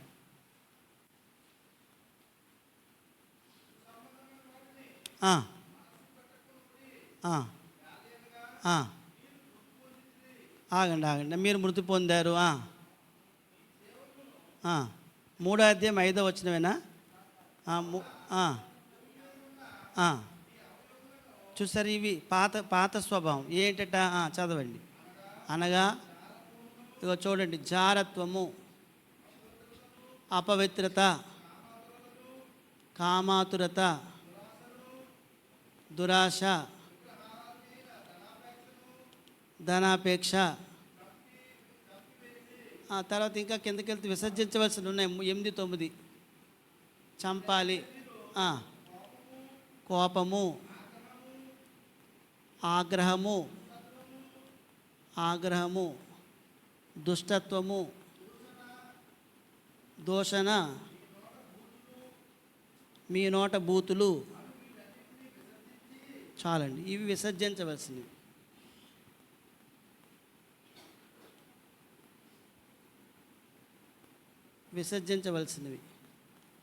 మనం ఏం చూస్తున్నామంటే, ఇప్పుడు జాగ్రత్తగా చూడండి. ఇప్పుడు ఇది ఉంది కదా, ఇదంతా కొత్త స్వభావం. ఇది ఎదిగే స్వభావం. ఎదిగేవారు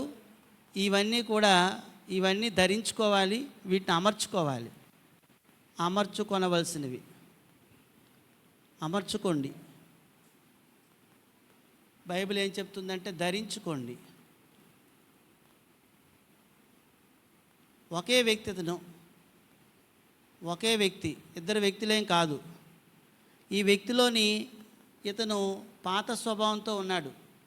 ఆ పాత స్వభావంలోని ఆ వ్యక్తి ఏం చేయాలంటే, ఆ పాత స్వభావం మంచిది కాదు. అది ఎదగటానికి అది ఒక అడ్డుబండ. ఒక వ్యక్తి జారుడుగా కానీ, అపవిత్రుడిగా కానీ, కామతప్తుడిగా కానీ, దురాశపరుడుగా కానీ, ధనాపేక్షతో కానీ, బాగా కోపంతో కానీ, ఆగ్రహంతో కానీ, చెడుతనంతో కానీ, దోషిస్తూ ఉండటం కానీ, బూతులతో కానీ ఇలాగా అతడు కొనసాగుతున్నాడు అనుకోండి, అతనిలో ఆత్మీయ ఎదుగుదల ఉండదు. అప్పుడు వీటి స్థానంలోని ఏమి ధరించుకోవాలో, వీటి స్థానంలోని వేటిని అమర్చుకోవాలో విశ్వాసకు చెప్పబడింది. అప్పుడు ఈ ఇద్దరు ఒకరే వ్యక్తులు. పూర్వం ఇతను దుర్నీతికి దాసుడు, ఇతడు నీతికి దాసుడు. ఎవరైతే శరీర అవయవాలు నీతికి దాసులుగా చేస్తారో వారు ఖచ్చితంగా ఆత్మీయంగా పెరుగుతారు. ఎవరైతే వారు దుర్నీతికి దాసులుగా ఉంటారో వారు అపవిత్రంగా ఉంటారు. వీరు ఆత్మీయంగా ఎదగలేరు. అందుకోసం ఆత్మీయంగా ఎదగటానికి దేవుని కుమారులు చేయవలసినవి ఏంటంటే, వారు నీతికి దాసులుగా ఉండాలి. నీతి అంటే ఏంటి? జాలిగల మనసు కలిగి ఉండటమే. నీతి అంటే ఏంటి? విశ్వాసంగా బ్రతకడమే. నీతి అంటే ఏమిటి? సహనం కలిగి ఉండటమే. నీతి అంటే ఏమిటి? భక్తి కలిగి ఉండటమే నీతి. కాబట్టి నీతికి దాసుడు అయిపోయామనుకోండి, అదే చేస్తానని నువ్వు అనుకున్నావు అనుకో, ఆటోమేటిక్గా మనలోని ఆత్మీయ పెరుగుదల అనేది జరుగుతుంది. ఇలాంటి వ్యక్తులు పరిశుద్ధంగా జీవిస్తున్నారు, ప్రత్యేకంగా జీవిస్తున్నారు. వాళ్ళు రోజు రోజుకి దేవుని పోలికలోనికి వెళ్ళిపోతూ ఉన్నారు. ఈ వ్యక్తులు దేవుని పోలిక లేనివారు, వీరు శరీర క్రియలు నెరవేరుస్తున్నారు. అందుకు ఈ శరీర క్రియలు చంపుకొని ఆత్మ సంబంధంగా ఎదగటానికి మనం ప్రయత్నం చేయాలని దేవుడు కోరుతున్నాడు. కాబట్టి దేవుని కుమారులు చేయవలసింది ఏంటంటే నీతికి దాసులుగా అవ్వాలి, శరీర అవయవాలు నీతికి దాసులుగా చేయాలి. మూడోది ఏంటంటే శరీర క్రియలను చంపాలి, చంపుకోవాలి, చంపేసుకోవాలి. ఎప్పుడైతే చంపుకుంటామో వాక్యం మనకు అర్థమవుతుంది, వాక్యం వినగలుగుతాము, వాక్యం మీద ఇంట్రెస్ట్ పడుతుంది, ప్రార్థనల మీద ఇంట్రెస్ట్ పడుతుంది, సహవాసం మీద ఇంట్రెస్ట్ పడుతుంది, మనం అద్భుతంగా ఎదిగిపోతాం. అప్పుడు చివరి విషయం ఫలితం ఏంటంటే, ఫలితం గురించి సి పాయింట్ ఫలితం ఏంటి? ఫలితం అంటే పేతురు రాసిన 2వ పత్రిక 1వ అధ్యాయంలోనే ఫలితం చూడండి జాగ్రత్తగా. 8వ వచనం చదవండి, ఏముందో.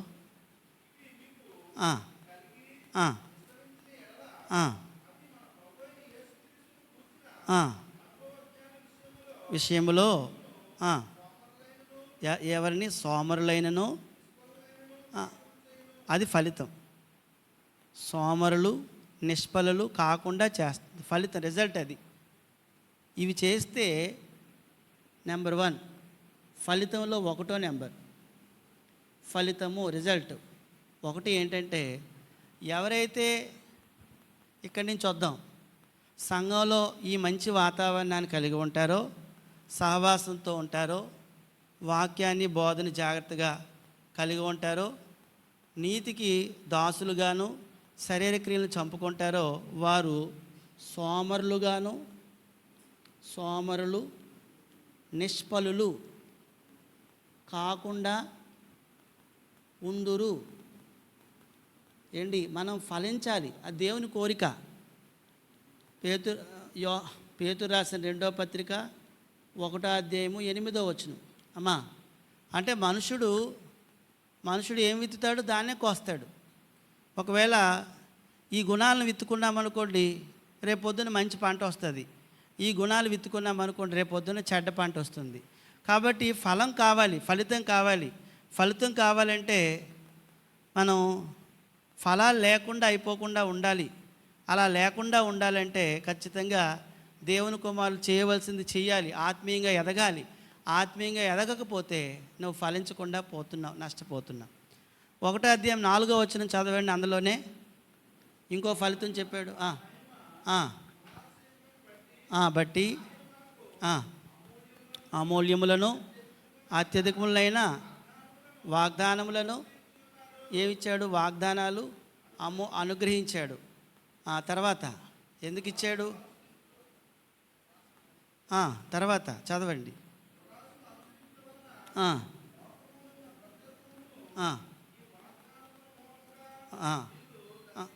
తప్పించుకొని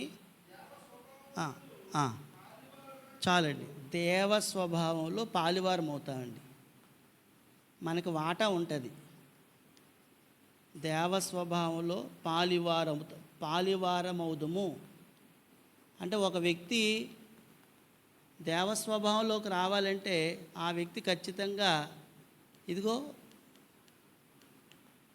ఇవి చేయాలి. ఎప్పుడు వస్తాడు దేవుని స్వభావం? ఎప్పుడు వస్తుంది? మామూలుగా వచ్చేస్తుందా? రాదు. ఒక వ్యక్తి దేవుని స్వభావంలోకి రోజు రోజుకి వెళ్ళాలంటే మొదట చెప్పుకున్నాం కదా, దేవుని పోలికలోనికి మార్చబడ్డమే ఆత్మీయ ఎదుగుదలని. దేవస్వభావంలోకి వచ్చేస్తాం.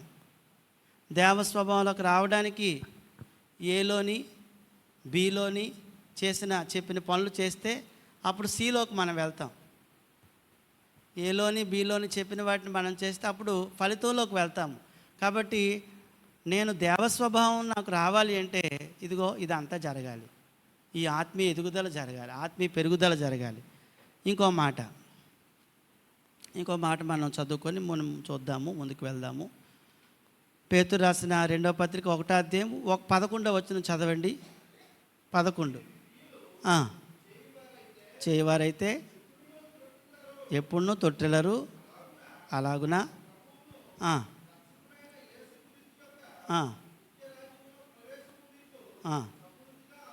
మన మన టార్గెట్ అదే కదా, నిత్యరాజ్యంలో ప్రవేశమే కదా. అంటే ఆ నిత్యరాజ్యంలోకి మనం ప్రవేశించాలి అంటే ప్రవేశించడానికి మనకి ఇదంతా తోడ్పడుతుంది. అంటే ఆ మాట ఏంటంటే నిత్యరాజ్యంలో సమృద్ధి అయిన ప్రవేశం పొందుతాము. నిత్యరాజ్యంలో అంటే పరలోకంలో, నిత్యముండే లోకంలో ప్రవేశిస్తాం. ఈ ప్రవేశము సమృద్ధిగా ఉంటుంది, తప్పకుండా ఉంటుంది, ఉండకుండా పోదు. పేతురు రాసిన 2వ పత్రిక 1వ అధ్యాయం 11వ వచనం చెప్పాడు. ఇంకా గొప్ప సంగతి ఏంటంటే ఇటువంటి వారికి, ఆత్మీయంగా ఎదిగిన వారికి శాంతి సమాధానం ఉండును. శాంతి సమాధానం ఉండాలంటే ఆత్మీయంగా ఎదిగిన వారికి ఉంటుంది. ఆత్మీయంగా ఎదగలేని వారికి శాంతి ఉండదు, సమాధానం ఉండదు. ఆత్మీయంగా ఎదుగుతున్న వారికి మాత్రమే శాంతి సమాధానం ఉంటుంది. ఇలాంటి ఫలితాన్ని పొందుకోవడానికి ఇలాంటి ఏర్పాట్లన్నీ ఎవరు చేశారు? దేవుడు చేశాడండి.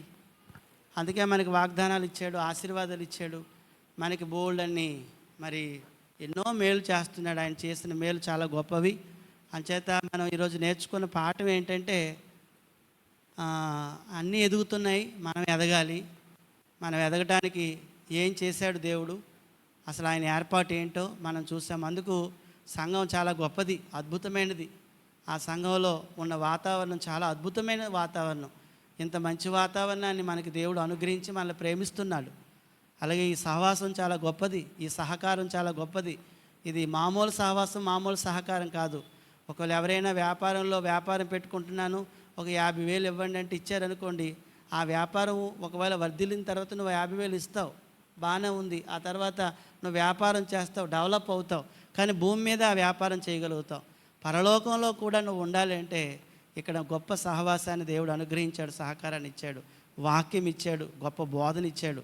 అందుకే వాక్యాన్ని, బోధన ఎప్పుడు తప్పిపోకుండా ఉండాలి, ఎప్పుడు సహవాసాన్ని తప్పిపోకుండా ఉండాలి, ఎప్పుడు సంఘంలో ఉన్న వాతావరణాన్ని కాపాడుకోవడానికి మనం అందరం కృషి చేయాలి. అందరూ సంఘ పెద్దలుగా తయారవ్వాలి, కాపరులు తయారవ్వాలి, ఉపదేశకులు తయారవ్వాలి. అందరూ ఇక్కడ తయారయ్యి సంఘాన్ని కాపాడుకునేటట్లుగా ప్రతి ఒక్కరు కృషి చేయాలి. చివరిగా అంత గొప్ప మేలు ఏంటంటే మనం నిత్యరాజ్యంలో సమృద్ధిగా ప్రవేశిస్తాం. అంత భాగ్యం ఎవరికి దొరుకుతుంది? కాబట్టి ఆత్మీయంగా పెరిగిన వ్యక్తి నిత్యరాజ్యంలోకి వెళ్ళిపోతాడు, నిత్య లోకంలోకి వెళ్తాడు, దేవస్వభావంలో పాలువాడైపోతాడు. అతనికి శాంతి సమాధానం ఈ లోకంలో ఉంటుంది. అలాంటి శాంతి సమాధానాలతో మనమందరం ఉండాలని, అట్టి మంచి భాగ్యాన్ని పొందుకోవాలని కోరుతూ ఎంతవరకు ఓపిక శ్రద్ధగా విని మీ అందరికీ కూడా ప్రభుపేట వందనాలు తెలియజేస్తూ నేను ముగిస్తున్నాను. వందనాలు.